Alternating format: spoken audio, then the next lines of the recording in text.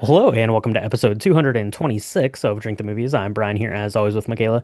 And Michaela, we talk a lot about comic book movies here on the podcast, for better or worse. Sometimes they're better, sometimes they're worse. But I don't think we've ever really delved too much into the world of DC superhero films. Our stuff has been mostly limited to the Marvel cinematic universe, but now we have new DC films coming out. We have James Gunn at the helm, and I have a sneaking suspicion that after the movie we watched last night, we're going to be talking about some more of these in the not so distant future. So today we're going to be talking about Superman. Michaela, tell me about your history with the man in the red cape. Is that what he's called? I don't know. He's the man in the red cape. He can leap buildings, tall buildings in a Oh, single tall bound. buildings. It's Yeah, tall going under, buildings. Yeah, going yeah. under. Sell him. It's a bird. It's a plane. It's Superman. I was a kid who watched Nickelodeon at night. It was called Nick at Night, actually. And at Hmm. about 5 o'clock Central Time, which is where I lived, you would start watching things like Dragnet and Mr. Ed and Bewitched, and then the original Superman. Okay, and so Okay. I watched a lot of that growing up. So that was when my first sort of inclination of Superman. I didn't realize it had been a radio TV show before, as far as other media that you could Hmm. view other than the comic books. But I was never like a comic book person. Um, but I remember seeing that. I remember being exposed to Supergirl. Which I fell in love with as a young, impressionable female. I was like, I loved the idea of Supergirl, and Supergirl is the cousin of Superman, right? So Sure. I thought that so peripherally, like that's how I was introduced to the Christopher Reeve Superman. Then of Okay. course you have the TV shows that came out like Smallville and Superman and Lois and all of that minutia. And then Henry Cavill, we had Superman Returns and we had Henry Cavill, and I saw all of those because I happen to be married to someone who loves Superman almost as much as he loves Spider-Man. So I've seen all of the things. But really, at my core, I'm just a girl who likes the black and white version. Okay, great. Yeah, that television show from the 50s. Yeah, kind of similar. I remember watching, some episodes of the old TV show, and then obviously the 1978 Christopher Reeve film was really, what I cut my teeth on in terms of Superman, not being a huge comic book reader, so only knowing about comics in the periphery. And if you are to name one comic book hero in the periphery that everyone basically around the world knows, that is Superman. And we're getting a new iteration of Superman in this year's film and in this week's episode. So let's do this, Michaela. Let's go ahead and take a quick break. We have to mix up a shot that's going to get us amped up for Superman, no doubt, and at least pay homage to his colors. I don't know about the flavors. Maybe it tastes like kryptonite. I don't know. We'll talk about it. We'll be right back. So Brian, you are Superman. I wouldn't say that you were like a super fan of Superman. I think That you are rhymed. much more. I did rhyme. I'm a poet and I didn't even know it. Um, I think when I was looking through all the cocktails out there, we were looking for something red, white, and blue, or at least red and blue, or yellow with some yellow in it. And I found this shot. Now I know you are not a fan of shots. Hmm. Um, and it's a running joke here at Drink the Movies that I picked your favorite movie, or one of your favorite movies, which is Terminator 2 Judgment Day, and I created a beautiful yet terribly tasting cocktail shot for you because you don't like coconut. And so it's kind of this running gig where if it's a movie that I think you'll love, I end up picking something horrible like a shot or something steeped in coconut. But this shot I thought you would like because while it is a shot and you hate shots, it's real pretty. It's got this beautiful color layering effect, True. and True. it has banana liqueur, which is one of your favorite flavor profiles That's true. that's out there. You really like banana. So I That thought that that's this would true. be my peace offering to you. And I found this from the Spruce Eats. We've mentioned them a couple of times. They have some really fun cocktails and shots out there. You can go check that out. But this is really easy to make. You could totally turn this into a shooter, like in a bigger glass if you wanted. I guess that's what it's called. If it's bigger than a shot glass, but it's less than a cocktail, they call it a shooter.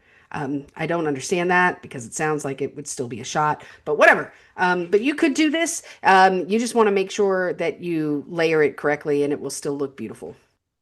Yeah, the layering here is what counts because that's where it's taking its name from. It's the Superman shot, so it's going to be the iconic Superman colors. So it starts out red at the bottom and kind of straight, into yellow kind of through the middle, and then finishes off with some blue on top, just like Superman's logo there, that iconic S on his chest. So let's go ahead and put this together. It's pretty simple. These are going to be ingredients that you may have on hand or going to be, well, kind of inexpensive to get, and a caveat on that here in just a second. So let's go ahead and put one of these together. So the ingredients it calls for here on the receipts are as follows. So a half an ounce of cherry liqueur, and they recommend Dr. McGillicuddy's. A half an ounce of banana liqueur, and they recommend Gifford's Banana du Brazil, and a half an ounce of UV blue vodka. So, any kind of blue vodka, you could even use like the blue pea blossom gin if you wanted to, if you just wanted the color. But the UV blue vodka is blue raspberry flavored.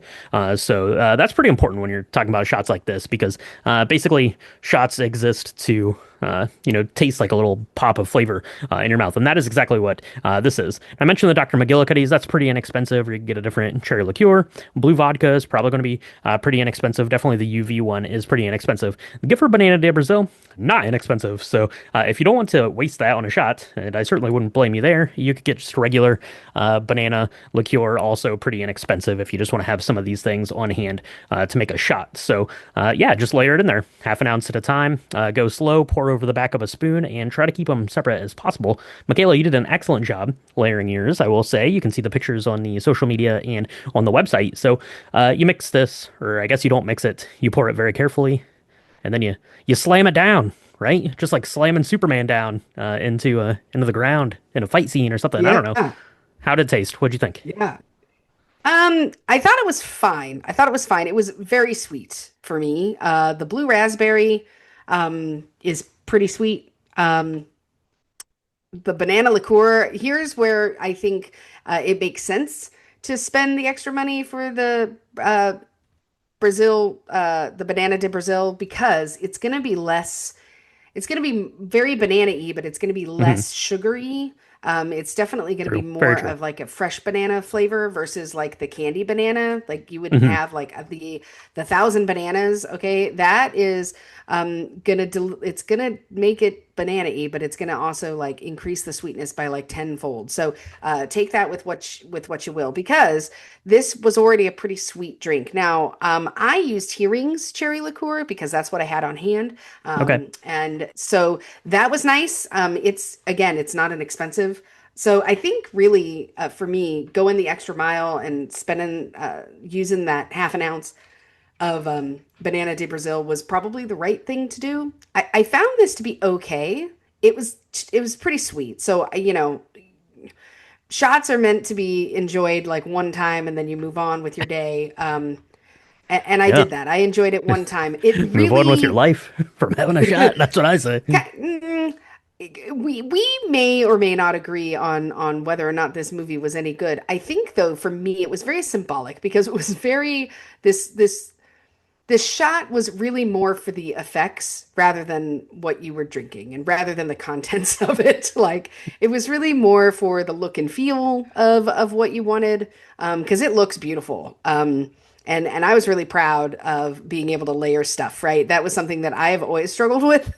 Yeah. And the density or viscosity of these liquids, they really work well together. So it's almost foolproof. I made a couple of these because I wanted to get the best picture, and I have to say, each time was super easy to make. You just use the back of a spoon to pour over, and it keeps it fairly separate the entire time. It's really good. You want to do it in the right order. Don't screw that up. But if you do that, it's a beautiful shot. So I think that in practice, this seems like a really good idea. It's not something that I would do like on a random Tuesday for no reason, though.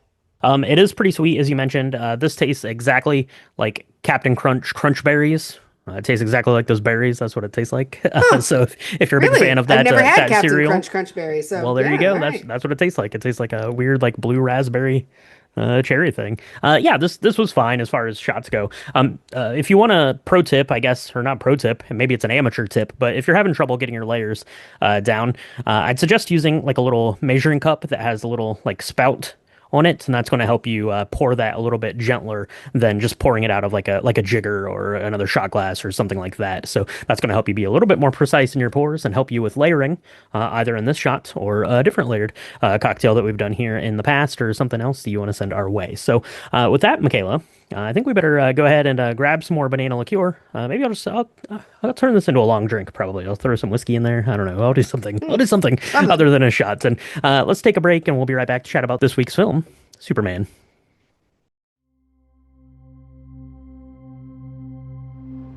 Are you being serious right now?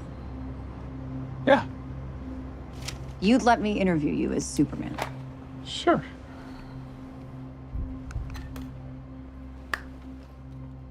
Ready? Let's do it, Cronkite. Superman. Miss Lane. Recently, you've come under a lot of fire for I what know, some it's a might. lot of it's fire, it's but- a lot. Today, the Secretary of Defense said he was going to look into your actions. That's funny. My actions? I stopped a war. Spoiler warning for Superman. If you've not seen this film, it just came out. So you're off the hook. But we're going to talk about all the things. And I don't really know if there are many spoilers because this is a superhero film based on a comic book. But anything that we're going to talk about, we've warned you that we're talking about it. We're going to talk about all things Lex Luthor. We're going to talk all things Fortress of Solitude. We're going to talk about all things Superdog, Astro. Crypto, We're going to talk all the crypto, things. Astro. Crypto. That's the I don't dog in the know. Jetsons, I think. Man, I have no idea. But Oh my either way, gosh, we're going to talk about things. You've been warned. Go make yourself a Spider-Man he's not a shot. very good dog, but he's He's probably lonely and scared. So probably a everybody go little save bit. him. Probably a little bit. But go make yourself a Superman shot. It's just about as enjoyable as this movie. It's fun for a minute. Spoiler warning complete. You kind of cut out there after you said it's fun for a minute. Yeah, so this was just released. It released in 2025. It was directed by James Gunn, who, as you know, he's been very much in the news for going over to take over the helm at DC after the trash debacle that's been over the past decade. So he's taken over, coming off of the Guardians of the Galaxy, and there's a bunch of Guardians of the Galaxy ties here that we're going to talk about probably. This stars Rachel Brosnahan as Lois Lane, Skylar Gisondo as Jimmy Olsen, Nicholas Hoult as Lex Luthor, and David Cornsweet as Superman. So, Michaela, we just saw this last night. Shout out to Regal. They had their cocktail game in order, so we had a couple of things. That was nice. That was nice. But we've been seeing this trailer for quite a while now, Superman. So it's been coming out. It's been kind of fresh in our mind. I think they've done a good job with the trailer, kind of keeping things hidden, not spoiling too much of the plot and things like that. But I guess were you looking forward to going to see this last night? I know we've talked, kind of on and off about having some superhero fatigue, and certainly, 30 Marvel films or however many there have been so far. Like I said, we haven't really dipped our toes into DC too much, really, or at all, I guess. So were you looking forward to going last night? Um, Not really, if I'm honest. I think I've said this before when we've talked about this in like the lobby bar. Um, to me, Superman has just been done to death. It feels like yesterday that we just saw Henry Cavill's Superman in Superman versus Batman, and then again, I think he was in another Justice League as himself. I don't remember a whole lot of it, but I remember seeing it. So I was very weary of even with James Gunn at the helm, who did, Guardians of the Galaxy that I love. Okay, I think those are some of the best of the Marvel films. I was very hesitant to enjoy this. So my expectations were understandably low for me. Yeah. What about you? Were you super excited about seeing this? I think you and Anthony, my husband, were very much looking forward to not seeing any of the trailers. So as soon as the trailers came out, you guys Yeah. would like leave the theater until they were done because you didn't want anything spoiled. Yeah, I did my best to avoid them. And like I said, I think they did a pretty good job, very much in contrast to the Fantastic Four, which is doing a terrible job, but we'll talk about that here in a couple of weeks. Yeah, I was looking forward to this a lot. Unlike you, I don't really love the Guardians of the Galaxy. That's not one of my high spots of the MCU, so I was a little bit hesitant on that end. But I was really interested in the casting of David Cornsweet. I thought that he was going to make for an excellent Clark Kent. And in my eyes, I think that that ended up working out really, really well. And obviously has our heart, Rachel Brosnahan as Lois Lane. So, couldn't be more excited about this. But no, I was very excited about this. You mentioned there's been a ton of iterations of Superman. Obviously, we have the comic books, which date back to 1938, I think is when those came out. And it does a good job of, paying a little homage there to Jerry Siegel and Joe Shuster, who created the first comic and then it goes on to the radio drama. There's like stage plays of Superman. There are like short films and serialized films until 1978. You get the Christopher Reeve Superman, and then Superman 2, I think, came out just the following year, potentially. Is that right? 79, I think I want to say, which is commonly propped up as I think Superman 2 is probably what people look at as like the best of the Superman tellings, potentially, out beyond the comic books, obviously. And then you kind of get into some things. So I watched Lois and Clark growing up, which was fine. That was more of a I don't know, more of like a rom-com kind of a thing. You have stuff like Smallville, which is just exploring the origin of Superman for 200 times and stuff like that. So you had a bunch of things. Don't even really want to get into this last set of films, which I did not care for in the least at all. So I was excited to see this and kind of go back to Superman's roots. It looked like it was going to be more in line with the comic books. It looked like it was going to be more in line with Christopher Reeve. It looked like it was going to be more in line with the Superman that is hopeful and optimistic and humble. Not like this last Superman that we got that is, hard edged for all of those people that want their comic books to definitely not cater to children at all. So I was definitely excited to go see this last night. Yeah. Well, let's get into it. Let's talk about all the things. Now, we've just said the spoiler warning.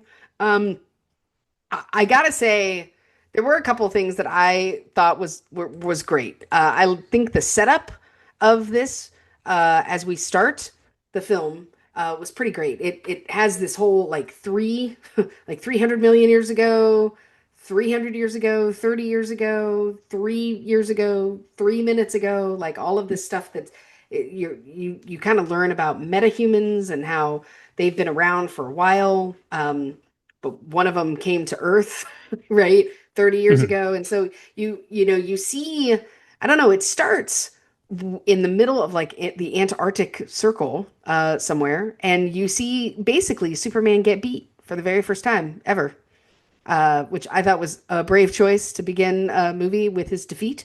Mhm. I thought that was Mhm. actually kind of cool because, Superman can't be killed. Like that's one of the things that we as kids, or at least I always did, I held as a universal truth, right?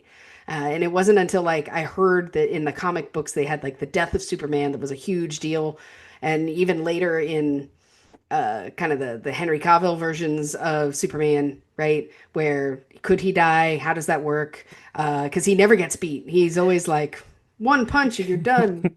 Can Batman kill Superman? Apparently, no, no is the correct answer. No, Um, because they say the magic word Martha 18 yeah, no, times. no, I loved it. Because yeah, it's more or less this cold open. Like it gives you a couple line of text, and then he wakes up in Antarctica after just losing this fight, like losing like his first fight ever, and then you have the dog come and kind of rescues him and drags him off to the Fortress of Solitude, which I thought looked astounding. There is some really great special effects work here that ILM does, but no, I thought that that was great. It doesn't get into the origin story of Superman. As I mentioned, this has been around since 1938. So if you ask anyone who has any sort of rough understanding of Superman and who he is, well, you knew that he grew up on a farm in Iowa, right? We don't need to rehash that. We've seen that 10,000 times. So I really liked the kind of cold open here. It doesn't get into the origin of him. He's just Superman, and he's already in the throes of battle, trying to recover and gets dragged off to the Fortress of Solitude. I like he has the Superman like robot things there, which is pretty fun. And then there's some winks and nods to, like I said, to the Guardians of the Galaxy here. So you have Palm Clementif is doing one of them. Michael Rooker is doing one of them. Alan Tudyk. James Gunn's wife is doing one of the robots. So I thought that that was fun as a little nod back to the characters there that had worked with him in the past. Hmm. And Yeah. then of course you have Bradley Cooper. Rocket Raccoon is serving as the recorded image of Superman's father there in the Jal-El. recording. Yeah, exactly. Yeah. Yeah, no, I and their language was really cool. I love that it wasn't English. Um, and It was some of French these adjacent, details, which is why Bradley Cooper got to do it, I think. So it's maybe anyway. There were parts of it that I thought were pretty inspired. That kind of paid homage to the nostalgia of the first Superman films with Christopher Reeves, and I like that. Because I mean he will always be, kind of the quintessential Superman that we see in film when the world was introduced to him, to that character, right, in a very big screen kind of way. So I thought that was neat. Look, the special effects are pretty impressive for this movie. There's a couple of things that don't make sense to me, and we'll get into that, but I think from a set direction perspective, this is a very cool looking, very clean, kind of White Room esque kind of TARDIS quality sort of situation with the Fortress of Solitude, because it looks like this, these spires made out of ice, but when you walk in, it's a very kind of sterile environment. One thing I really do love is when they tie in like the idea of, when Superman's upset. It's calming to hear the only voice recording that he has of his parents, right? Of his birth biological parents, and how mhm. they tell him, that he is loved beyond heaven, like that they love him so much and they want him to spread peace and be good, and he, really has taken that to heart, and that's really great because he with great power comes great responsibility, right? And so he is so powerful, like no one can kill him, and that has created a problem with various governments in the world, because if he's on their side, then almost anything can happen. Whoever controls Superman is really going to be able to control the fate of the world. But Superman in this version keeps himself very true to what he believes were the ideals of his parents. And I really love that. The images are scrambled. The video that was sent down is damaged, so we only get a few seconds of them telling him telling them this message and telling him to go and make the world a better place and be happy and all, bring peace to the world and things like that. And so, at first, you're really kind of befuddled maybe or bewildered by this Superman, because he is very humble and kind of like a little dorkish. Like he's not like, for a guy who's 6'5" and like real good looking with like steely blue eyes, he's very just kind of galoot-ish. He's like, I'm doing important things. I want to make the world a better place. He's very wholesome, which is very different than the Superman that I remember for the last 15 years. That's for sure. Well, yeah, I mean that's very much more along the lines of the Christopher Reeve, who is very much kind of this nerd figure, especially when he's donning his Clark Kent outfit. And we're only going to get to see Clark Kent really in the movie for just a couple of minutes. So let's go ahead and talk about this right now. We talked about the casting of Rachel Brosnahan as Lois Lane and David Cornsweet as Superman. Again, I was very excited about this casting. Being a big fan of the Marvelous Mrs. Maisel. I think probably if you didn't watch that show, then you see that and you're like, who is that and why is she being Lois Lane? But if you saw that and then you saw her being Lois Lane, you'd be like, oh, that's why, because she's amazing. So. Just news breaking today.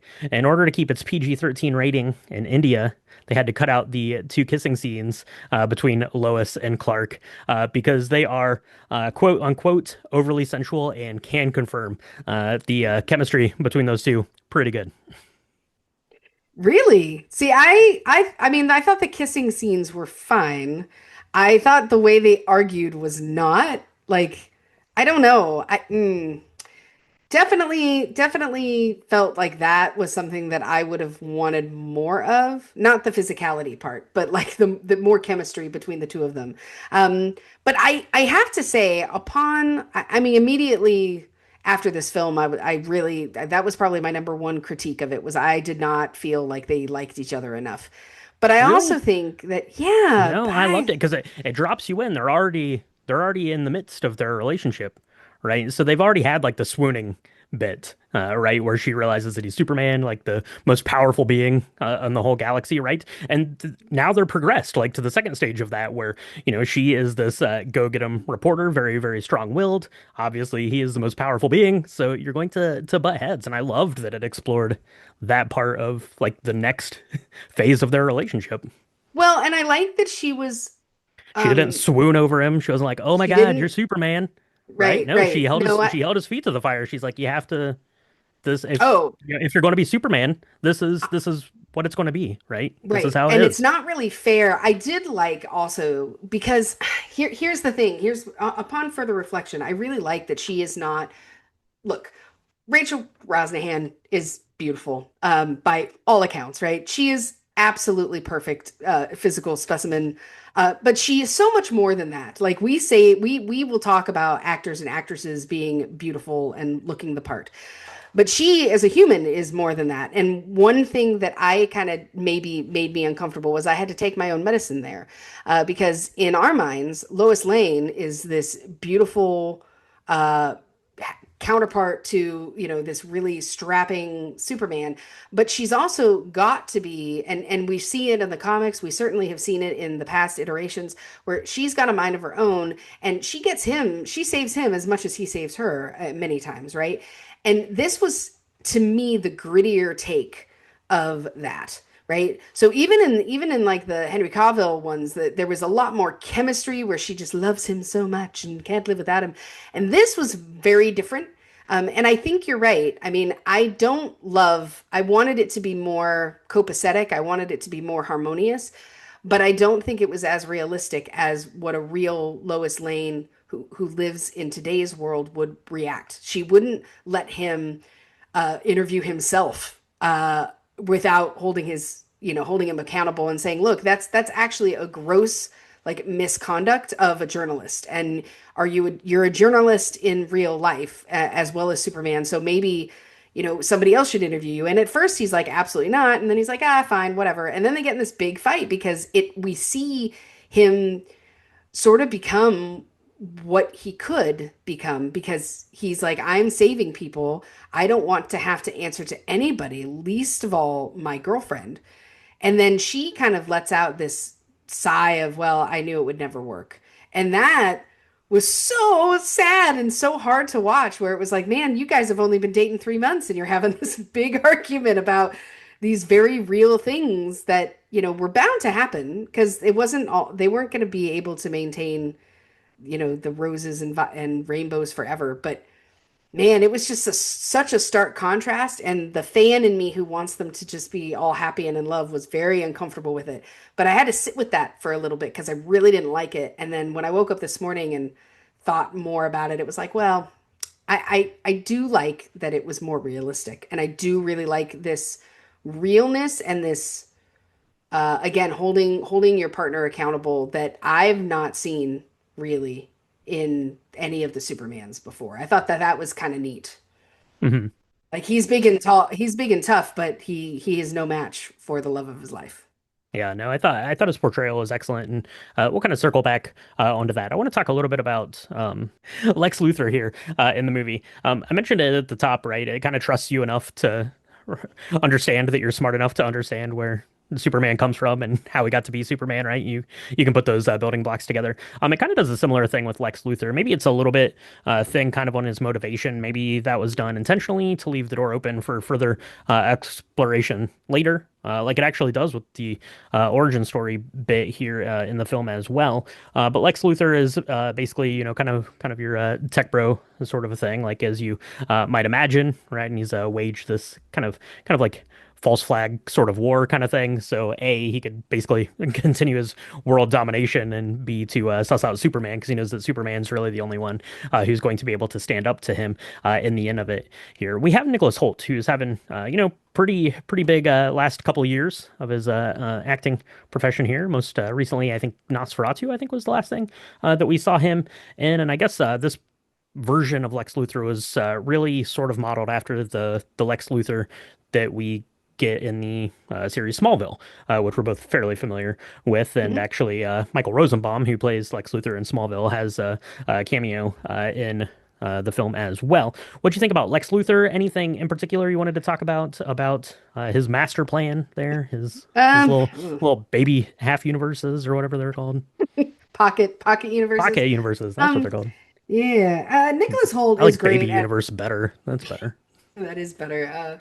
They probably couldn't get the rights to it for some reason. But Nicholas Holt plays an amazing like madman. I love him as like Ivan the Terrible in I think that's who he plays in Catherine the Great, or it's just called The Great. He's amazing. Mm. He Yeah, the is great. Yeah.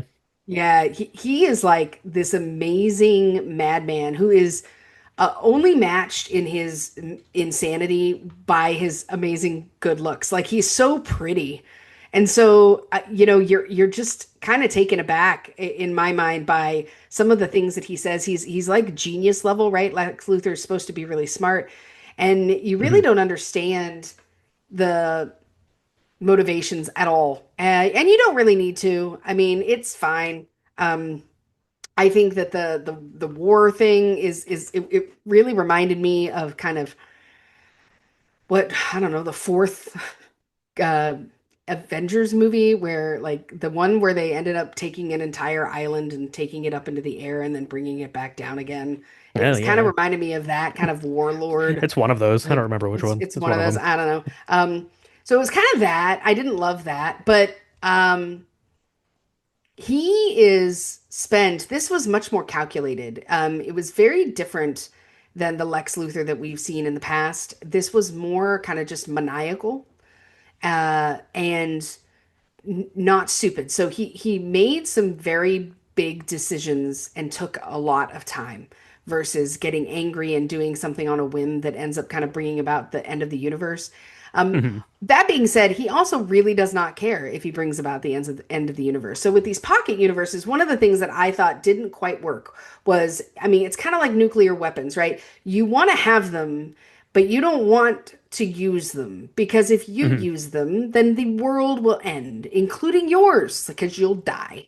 But he was like, I don't care how many times we go in Yeah. and out of these pocket Well, universes. Let's do it 10 times. Let's have six. Let's have a dozen and pretend they're donuts. Like well, he they didn't seem to care. Well, they kind of addressed that in the film because I really liked the design of like the building because like the little like central arch thing where everyone was in working like detaches from the building and it's like a spaceship sort of thing. I thought that Right, that was right. really neat looking. But they had like the one like computer guy that was there working for him. I'm gonna refer to him as 70s guy. I don't have any idea who the He actor did was that played really. him, but he had like a sweet like 1970s like mustache and stuff like that. That was pretty cool.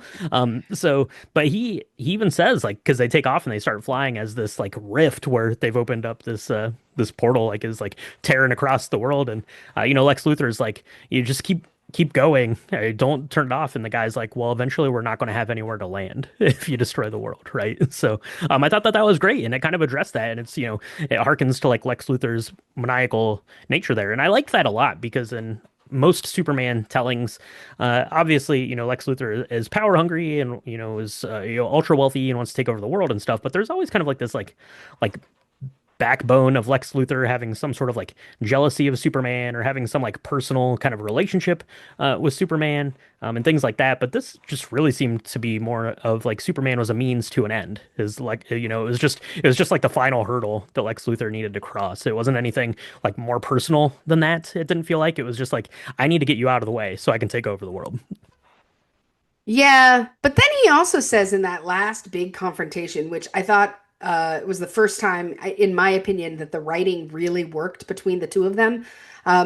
Because again, Superman is such a sweet, wholesome character. Like the first time he got Lex Luthor alone, he should have just killed him. Should have just killed him, and it would have That's been not what fine. Superman But does. that's not what Superman does, and it's so Unless you're annoying. unless you're unless you're Zack Snyder, and then everyone kills Unless you're- everyone. And then it's like they all die terribly, horribly. They enjoy it. I don't know. He was like, I did all of these things. I created this scenario where I'd have to get rid of you anyway because I needed to. I mean, he almost is like, what came first, the chicken or the egg kind of scenario. Is it, am I getting you out of the way so that I can, become king of, Kryptonia or Of the whatever he's world, calling it, whatever, right? Lutheronia, Lutherville, Lutherville or whatever. Luthertown. Or did I create the idea that I need Luthor Town in order to get rid of you? Like, which came first, right? You don't know. Hmm. And he's so obsessive over him. You know, when you find out that he's cloned him somehow, don't know how that worked. He And then found one of his hairs. That's he how found one of cloning his hairs, works. and You he's get a like, hair. let's do that. You find a mosquito and some amber. You bring them back. That's what you No do. That's how problem. cloning works. No problem. Yeah. I mean, he's like, this guy's just dumber than you though, because I had to, I don't know what DNA he used to like in between the poor not Superman and Superman. But I feel like, I don't know, the last piece where, you know, the worst thing that happens to Luthor, again, he gets like taken away, he breaks an arm or a hand. This is a guy that like played Russian roulette with a guy who gave a sandwich to Superman. Like the punishment here is not fitting the crime. And this is where it was frustrating because Superman is still not going to be that harbor of true justice, right?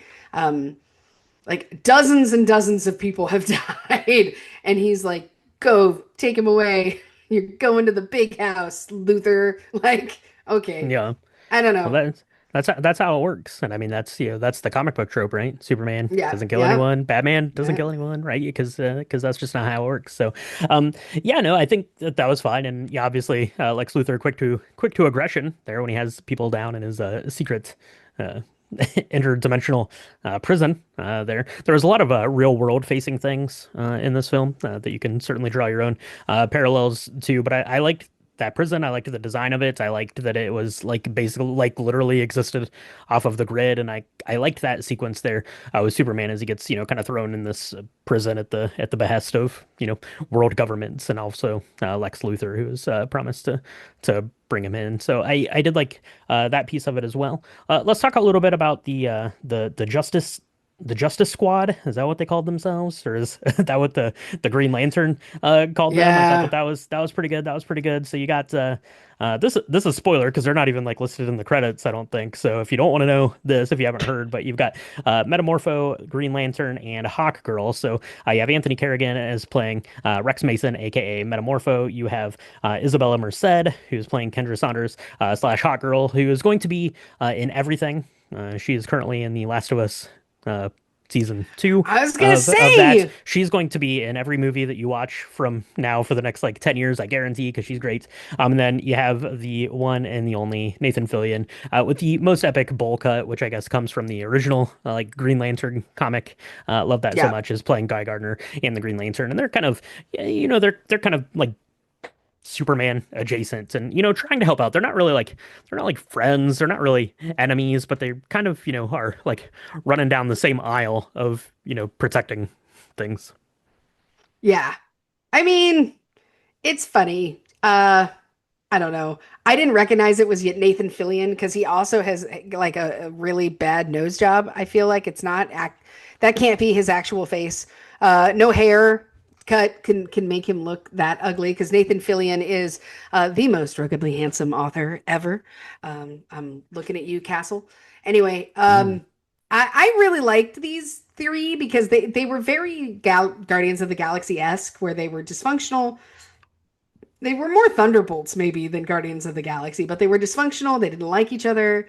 And even the scene where Lois Lane is like, guys, I need your help. Superman's been kidnapped or something. We don't know where he is. The government's not telling us where he's hidden. We need to figure this out. And they're like fighting over nothing and reading newspapers. Yeah, And she just looks at him and she's like, what are we doing? And they're like, nope. that is the absolute best. Reading newspapers. That is my favorite scene in the whole movie because Lois Lane goes in there and she's like, "We have to go help Superman," and they have kind of this run around, and then Hawk Girl Isabella Merced like literally just collapses on the couch because she's so bored of this conversation. I thought that was amazing. I thought that was so good. Yeah. No, I mean, and Isabella Marced is awesome. I thought it was the same. I thought it was her from the second season of The Last of Us, and I was gonna. We were in the theater and we were next to each other, but I was gonna be like, "Oh my gosh, is that her?" Because she's amazing. The subtlety in her expressions as she is like, I guess she's young. I don't think she's a teenager. Maybe she's an older teenager, maybe a very young adult. But Mhm. her like total like acquiescence to everything. She's just like, oh, so boring, so lame. Gotta go save the world again. Ugh, I love it. Her like super dry humor was great. I thought they played that to a T. And I also wanted to say, Skylar Gisondo as Jimmy Olsen. Hmm. Um, Hmm. I loved him. I have to say, there He's was this great. weird. He was amazing. Jimmy Olsen is usually like this fun-loving kid character. This guy, he has managed to find himself a crazy Uh, girl.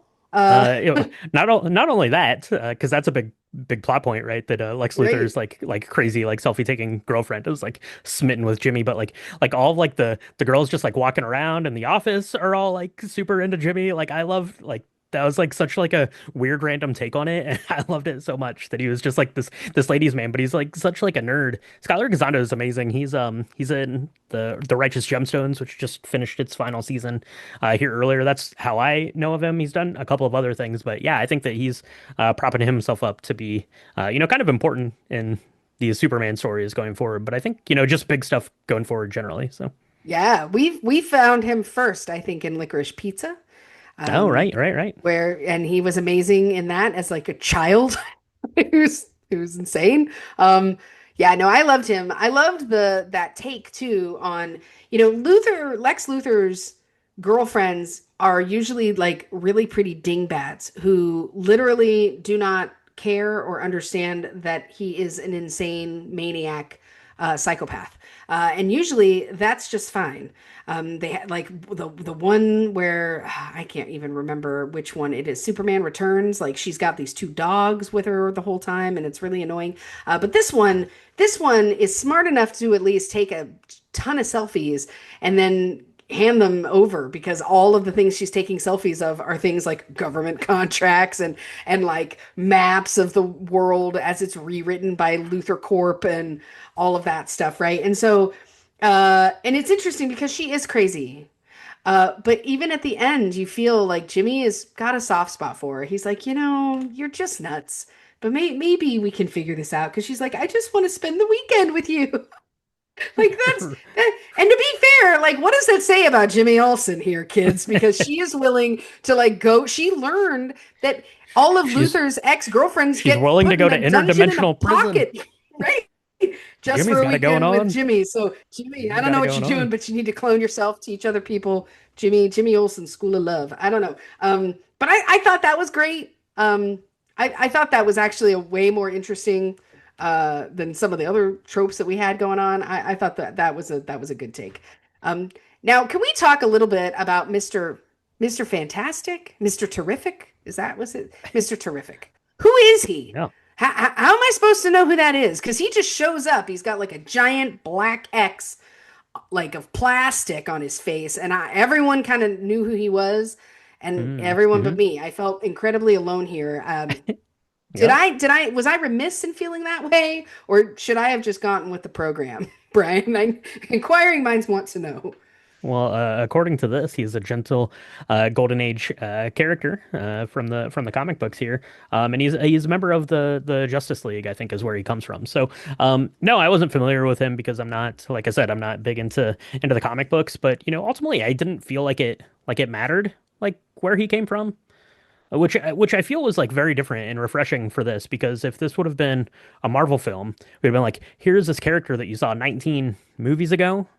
So you should have learned about his story then, right? And if you didn't, then that's on you and you're an idiot for not having watched this. This movie Right. was just like, here's this guy and he's part of this Green Lantern Corps and he's really smart. I mean, they tell you all the things you need to know about him, right? Like he's the smart one of the group. People underestimate him because he's not like ultra like powerful like the Green Lantern. He's not flying around like Hot Girl. Like he's just literally like typing away on his little computer there. But it turns out that he's pretty epic. I really like the fight scene there where he's walking Lois Lane into the portal thing and he like throws this shield over Lois Lane and then all of this action is just like panning around. Uh, Yeah. Lois as she's inside of this thing, and you're just seeing this guy just going nuts on him. But yeah, no, I had no idea who he was other than the things that I gleaned from this movie, which was plenty for me. I don't know. what Yeah, about you? well that's fine. You That's apparently fine. did As not. long as You didn't care. You apparently wanted to have an extra 30 minutes of exposition about I didn't want Mr. 30 minutes of Terrific. exposition. No, I just wanted to know kind of where he came from. Was he some, I just didn't know. And I was like, okay. Mhm, I also mhm, didn't know who mhm, Hawk mhm. Girl was, and I didn't really care. I just thought she was cool. Maybe it was just, I don't know. The plastic face bothered me a little bit. We got to talk about that scene though. You just mentioned it. So one of the things that I thought was so cool cinematically about this movie, that's incredibly effects forward. Look, there were over 300 names of digital artists in the credits. It was insane. Okay, so this is definitely an effects-driven film. I would not say that this is like an acting-driven film at all. But I will say, from a cinematographic perspective, the scene that you described just now, where Mr. Terrific kind of puts this shield over Lois Lane, and so she can watch what is happening around her as we're listening to a song, and I can't remember the name of the song. It's fun, fun, fun in the sun, sun, sun. It's really I can't remember the name of it. Um, but it's amazing, and it reminds me of the opening scene of Guardians of the Galaxy 2, where all this action is happening with some music in the background, and yet she is like horrified at all of the things she's seeing. Now this is plenty adult, Yeah, the stuff that she's seeing. Like she's seeing hands flying and yeah. people getting shot, and I, the song I believe is called 5 Years Time by Noah that's and the it. Whale. Yep, that's it. That's it. I love it. I don't know. I don't get it. I don't understand. It's just a really fun song that can get in your head. But Yeah. she's like horrified, looking at all these things and totally shocked. And then the song ends. Everybody's dead. The shield comes up, and he's like, "All right, let's go." Like I really. would be willing to bet someone $100 right now that James Gunn had that song on a list of songs for Guardians of the Galaxy and it didn't make the cut somewhere. He's like, I gotta get it in here, right? So that was fun, and it did some fun stuff with the music. Let's talk about the music, and then I want to make mention of the effects that you brought up, Michaela. Last week we talked about Jurassic World, which the score for it was fine, and it kept going back to this John Williams theme, like note for note of the John Williams theme, and I didn't think that really worked that well. Um, the score here for Superman is done by John Murphy, and I think David Mhm. Fleming came in to assist with that. The score was phenomenal. It was so good. And the way that they tweaked the John Williams score, how it came in, and it was like important and epic every time that you felt John Williams coming into the movie. Like there was like a door like on the side of the stage, and just every once in a while he'd open it up and peek in, and he'd be like, "Oh yeah, there it is, perfect." It was great. Yeah. The score was phenomenal. I loved that. And then the special effects. I wanted to make mention of this. Obviously, there's a lot of them. It's a lot of Superman flying. Hey, that just reminded me, Superman flying. I love that because you see Superman flying, like making a beeline to get to like Antarctica or wherever he's going. And I love it's like close up on David Cornsweet's face. And as he's flying, like he's going through like different weather things, and it's just happening so fast. Like he's going and it's like raining, and then it's foggy, and then it's misty, and then it's sunny, and it's going through all of those things. Just like an eighth of a second, which is pretty epic for doing some digital effects. But my favorite is this little rift starts happening out of this what micro universe. I forget what they call it. Keep Pocket calling him universe. pocket universe. I'm gonna get it eventually by Pocket. the end of the See, you're a episode. Probably man. not. Women, we're Probably not. obsessed with pockets. We're gonna remember Yeah. that name See, forever. that's I take pockets for granted over here You do. with my male privilege. So, as it's starting to rip, and it's going across, and it's going like I guess like, I don't know, like the East Harbor or something. I don't know. I don't really know how Metropolis is set up, but it hits the first building, and the first building kind of starts to tear and falls into the next building. That might be the best visual effects shot I've ever seen. It looked Yeah, unbelievably good. It looked so it good. it did. The rest of it, when they started dominoing, I'm like, that's just kind of fun and things. But the first one, when the first building gets hit, that looked incredible. It did, and it was almost it was hard to watch because as a person who was like of a certain age, 25 years Sure, ago, yeah, sure. hit Hmm. seeing that happen in real life, it's like, oh, that is rough. And you're, luckily they've let you know that, hey, they've managed to, evacuate. But certainly dozens and hundreds of people have died because of this, right? But yeah, I don't know, the fact that they were like it's an ionic subatomic river that is underneath all of this, right? Mm-hmm. So it's the same river that was flowing in the Pocket Universe that they like took a ride in with the baby. We got to talk about that because that guy was super cool. But like I don't know, like visually, I thought this was pretty great. It does a really good job of managing all of the visual effects, of which there is a ton, but also like you say, the nostalgic pieces of like seeing him fly.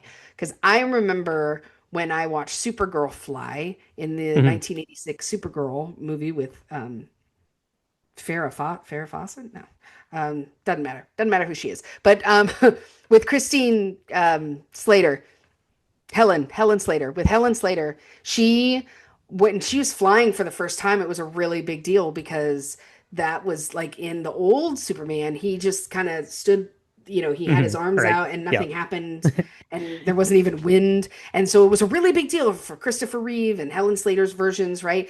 Hmm. But this had just a newness to it, which is weird to say because we've seen it 100 times, but I really liked that kind of mixed in with all of these really high like I mean I have no idea how long it took them to blue screen or green screen all that out. That must have been insane. That's why there were 300 of them working 60 hours a week Yeah, to do it for the last 2 years. yeah, Yeah, that was pretty epic stuff. Yeah, we pick up, kind of our helper along the way. What's his name? His name is Metamorpho. He's played by yeah. Anthony Carrigan. Anthony Carrigan is really good. He's in Barry, apparently. I'm not sure. I never watched Barry, but he was good, right? And he was kind of locked up there Mm. with Superman in his little cage, and he could basically like transform his body into anything, which seems pretty useful. But he was like the good guy version of the bad lady. What was her name? Her name was something. Oh, Angela something, but also was called like the scientist or the engineer. The engineer. Yeah, so he was kind of like the good guy opposite of that, right? And obviously he's doing that, but looks, pretty down in the dumps about having to turn on this the kryptonite there on Superman, and eventually, kind of cedes to that when, you see Lex Luthor, kill that guy in cold blood, really to just get some like basically like base level like generic information from Superman that he probably could have Googled on his own. But I like that. I like that he had like his like troll farm of monkeys that was like typing out like stuff against Superman. I'm like, oh well, that tracks. I love that, and then I like the design of that, and then yeah, it rescues the baby. The baby was not the best visual effect, I will say, but that's okay. It was pretty fun, and then I get Crypto out of his little prison there chasing squirrels. So that was bad, but he gets out and helps, and they get out of the pocket universe there. Pretty good. Yeah, I didn't think the baby part was that bad. It needed to not look like a baby, but apparently babies are really hard. Just ask like the Twilight Yeah, true. Saga end movie, right? Like it's hard to make a baby not look so realistic that it terrifies you, that you think it's actually going to be in danger and die, but also looks like a baby. I mean, I guess making it green, it helped. I don't know. Yeah, that's Um, true. but his name was Joey. I loved that. He's Little like the Joey. dad's called little Joey. I thought that And I was love that great. he's like if I turn off this kryptonite, you can get my kid, right? And he's like, He's yeah. like, He's like, I promise, right? yep. He's like, I'll do it. But because he realizes after seeing Lex Luthor like really Russian roulette that poor sandwich maker. He's like, yeah, this guy's never gonna give me my kid back. He's gonna cut him up into pieces while I'm watching. Like this guy's he gives no thought to any sort of sacredness to anything. Hmm. So I'm glad he came to his senses, and then he kind of because he can get broken up into a million pieces, he can like grab other like Yeah, other I give parts of him. Earth to make himself. So like he shows up and he becomes like the Sandman for 5 seconds, and then he's the Mhm. Waterman, and then he's other things, and that's kind of neat to see. Yeah, that's true. That's Uh, true.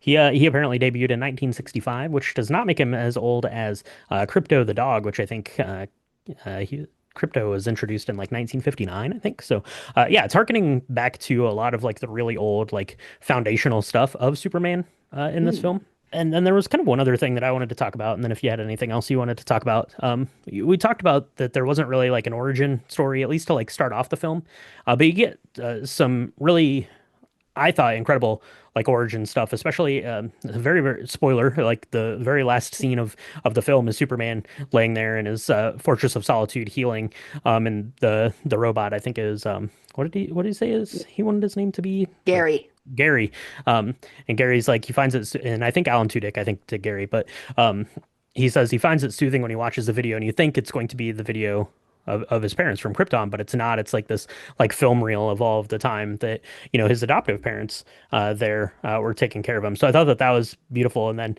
kind of just like the Ninja Turtles, right? You get beaten, you get down to the dumps. You have to go out to the farm, and that's exactly where he and Lois goes. That's great. They get to Lois gets to meet the parents. Love that. And then Yeah. you get a really great scene there with Papa Kent and Clark Kent. They're on the bench, talking about all that stuff, and saying that that's what it is, right? He doesn't you don't really do things for your parents. They just they give you these tools and set you out into the world to make your own decisions, and hopefully, they did a good job of procuring those tools for you. So. Right. I think one thing too that I thought was interesting is that we've always really loved Jal-El. I think that was his name, right? The dad. We always have this Hmm. fondness for him, even in the old films, right? Where he kind of when Superman meets Lois and is like, I think I want to become human, fully human. He's this kind of this lovable dad, fatherly character that he can't ever touch. Um, and so you want to believe that at the beginning when they're like, we love you, you're our heaven, we want you to bring peace to the world. But then they get that extra bit of footage that, of course, Lex Luthor shows to the world and then says, he's got linguists say that it's all this terrible stuff. And I thought for sure that it was going to come out that, they were wrong and that, the rest of the message was not, hey, we want you to go conquer this earth and make them, Hmm. become this leader. And it kind of sours the whole thing for Superman because he's like, I don't know who I am. And that's why it's such a great talk that he has with his Earth dad, because his Earth dad is like, look, I'm really proud of you, and you took everything that we gave you and look at what you've done, and you've been the protector of Earth, and that's really great. And so I loved that, but I also wish that there had been a more closure there where, gosh, is that really what they said? Because then it makes you think like, man, it's such a good thing that when they sent him, they screwed up and overshot or whatever, and when it crash landed, that tape never made its entirety to the light of day, because who would have Superman been if he had spent all his time listening to that? And it kind of makes you think, again, talk about layers, right? It makes you think of, as a parent, like the things that you say to your kids over and over and drill into them, because this was Hmm. something that was a solve that he kind of used when he was feeling downtrodden, when he wanted to be soothed. He would listen to this over and over again. And what if the thing that you're listening to over and over again is your parents telling you you're not good enough, or you need to be smarter, or you need to put down the donut, or whatever it is, right? I really loved that kind of hitting home in a way for me, because what we say matters, especially today when everything is recorded and you just get to live it over and over again. But luckily, I mean, he makes the choice at the end, and of course, I'm not one to cry at movies, Brian, but I got a little emotional at that when he's like, I want the video montage, and you think you're right, it's going to be his parents saying those things again, but it's not. It's his parents who raised him, like Hmm. playing with him out on the lawn and doing farm chores together and just being together, and that had more of an effect, right, at the end of the day.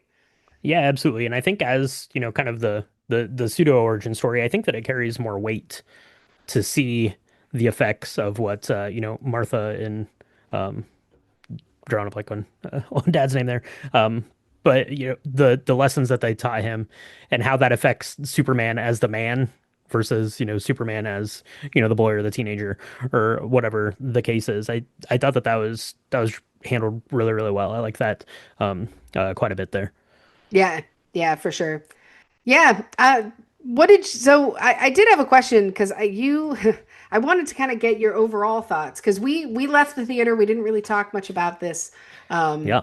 you weren't there for some of the marketing spiels and previews. Mhm. So your overall, I mean, it's only been a day, but what were your overall takes? I mean, did you how did this fare to you with in comparison with some of the others? It's kind of unfair to do that, but it's the franchise we got to live with. So, Yeah, like I said, I had really high expectations going into it, and I did miss, I tried to keep my preview watching to a minimum. I don't think that the preview ever really like delved into too much. Like I don't think they like gave away any of the Green Lantern type of stuff. I mean, right. obviously, we knew that there was going to be like crypto. The dog was going to be in there. We knew Rachel Brosnahan was going to be in there. I'd kind of read going into it that we didn't get a lot of time with, the Clark Kent version of Superman, and like literally he's only, appearing as Clark Kent for, I don't know, like 10 minutes of the Yeah, film, like of that, yeah. because Lois already knows who he is, and it seems like at the by the end of the film, like all of the rest of the newspaper staff like pretty much know that Lois and Superman really are just that into you, which is pretty funny because they kind of sneak away, and they have this pretty epic floating kiss inside of this like vacant mall, which is pretty good, pretty good. No, I was definitely looking forward to this, and I was really pleasantly surprised by how much I like it. Coming out of it last night, I really liked it, and waking up this morning, I really liked it even more. This is probably like a top three all-time superhero film. Wow. Okay. Wow. All right. Well, that's cool. All right. Yeah, yeah. No, I thought I thought the way that the story the story is a little wonky, which isn't really what you're coming to, uh, you know, superhero films for anyway. If you've ever like, I'm not a big comic reader, but if you pick up a comic and you just look at like the actual story that's being told to you, you're like, this is insane, right? Like this is insane stuff happening, but it's so much like subtext and the characters, and that is really the true art Mm, of comic books, really, is the subtext of these characters, which is amazing. And I thought that this did such a good job, and such a good job of, you know, taking Superman back to what Superman is and was supposed to be. Not this edgelord Superman. He's supposed to be this humble kid that grew up from humble parents in Iowa who only wants to do right in the world and messes up. And I love that, this version of Superman, when he made a mistake, he owned up to it. Like he was humble and, had to like forgive himself and,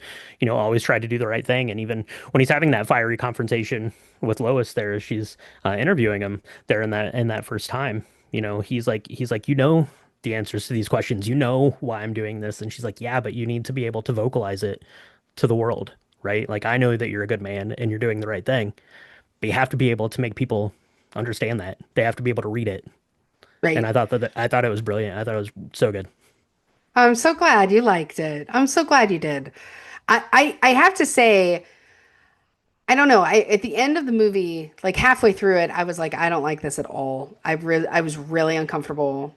And I think as an audience member who like grew up with the original like Christopher Reeve's version and then, Superman Returns, which I thought was awful, and then like this Henry Cavill version, which had some strong points. I mean, Henry Cavill, number one, but like it was just a very different version, like just a very different story in all aspects.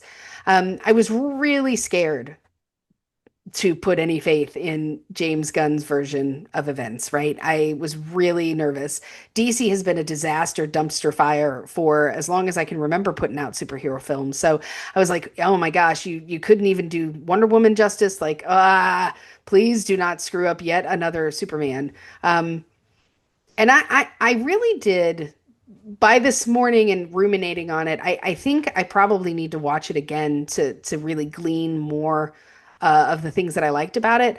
I thought it was good. I thought it was good. I think it's worthy of people's time. Certainly, as an audience member, you're not if you're just a general audience fan or a general comic book fan who likes Superman, you're going to be entertained. There's everything in there that's going to make you like the movie. The layers are pretty good. The special effects are awesome. Like I said, there is a couple of really beautiful shots that I just think are tremendous.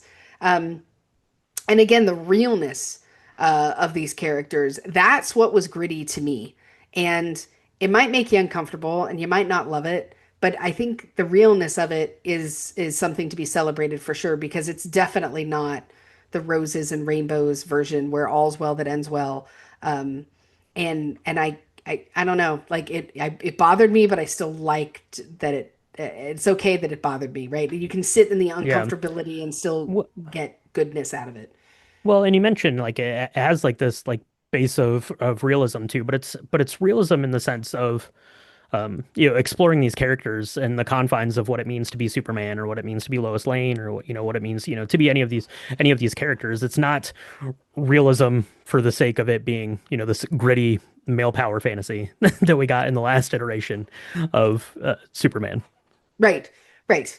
No, it's much more like relationship gritty, which is weird coming from me that I would not love that because I'm much more into kind of the realness of relationship stuff than the fantasy, I think, maybe. I don't know. But yeah, I liked this a lot. And I don't know. I hope it did well enough or it's doing well enough for them to continue because this universe is an interesting universe. There's a lot of open-endedness that they've left in play for us to look and see other characters and kind of grow this out, like the Marvel universe. Maybe they'll do that better or they'll quit when they're ahead, like Marvel should have.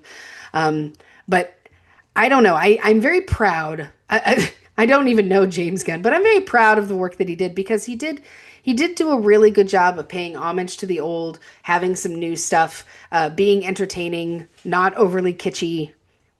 It was good. It's solid film. Yeah, it played very well into the comics and harkening back, like I said, all the way to 1938, where two kids make the superhero that could protect people, right? Is what Superman Yeah. is, and I think I got back to that. So that is Superman 2025. So let us know if you have seen this, if you're planning on going out to see it. It's doing gangbusters at the box office so far, so we'll see how that continues here over the next couple of weeks. And let us know if you make up a Superman shot. It was a pretty good exercise in layering and not too bad as far as shots go, I think. So let us know if you do any of that or if you had any fun drinks for Superman. We had a couple of fun drinks for Superman at our Regal Theater. Maybe we'll talk about that over on our Patreon. It's patreon.com/drink the movies. You can get cocktail chats, hangouts, bonus episodes, all sorts of stuff over there. We appreciate our patrons so much. And if you do mix up a cocktail or go to the movie theater, take a picture of your movie poster or you in front of your movie poster or your cocktail or, if you watching Christopher Reeve or something, send that on our social medias. It's at Drink the Movies on Instagram, Threads, and Blue Sky. And for pictures of our stuff, you can find that on www.drinkthemovies.com. Michaela, we're back to the theater next week again, too, I think, pretty sure. I don't know. But I got to take a look at the schedule because it's getting a little hairy out there. But we got a lot of stuff coming here over the summer. It's never ending box office hit after box office hit this year. So good for you, movie theaters, and bad for our sanity, but we're here to do it for everyone. So where can they follow along? Make sure they're listening to the episodes. Make sure they get the special bonus episode that's dropping this week about Elio with superfan Nora. Shout out to Nora. So where can they like, subscribe, rate us, all those things? All those things. You can find us on Apple Podcasts, Spotify, Good Pods, anywhere where Spotify podcasts are supported and distributed. We do at least 2 drops a week. This week, you should definitely subscribe because Superfan Nora made a superfan request. We watched Ilio together. She is our very, very first guest host here in the history of Drink the Movies. So you get to listen to her talk about whether she liked that film or not. That's going to be awesome. But generally, we do at least 2 drops a week. We have our lobby bar, which is quick and easy cocktails talking about what's going on at the box office. And then our deep dives like the one you were listening to just now. There is a subscribe button on your rectangle somewhere where you're listening to this, I promise. Press that button so that you can get all the Drink the Movies stuff. If you're into video games, even if you're not into video games, look up Drink the Video Games because it's amazing. The 3rd season is out or is coming out. It's going to be all about Star Wars comics or Star Wars video games. That's going to be really awesome. Let's see. Leave us any reviews that you would like. If you want to share all of our stuff on social media, the more you do that, the bigger this community gets. And it's really because of y'all that we get to do all the things that we get to do and talk about movies and video games and cocktails and music and all the things that we love. So, thank you so much. We Couldn't do it without you. It really helps us get all the drink the movies, drink the video games love out there. Absolutely. So that's going to wrap it up for episode 226, Superman. Thank you so much for joining us, and we'll be back to talk to you next time on Drink Drink the the movies. Movies. She likes to go to planets with red suns and get drunk because with yellow suns, her body can't process alcohol. Yeah, Whatever. metabolism's too strong. That's what we need right here. Some yellow sun metabolism. There you Come go. on.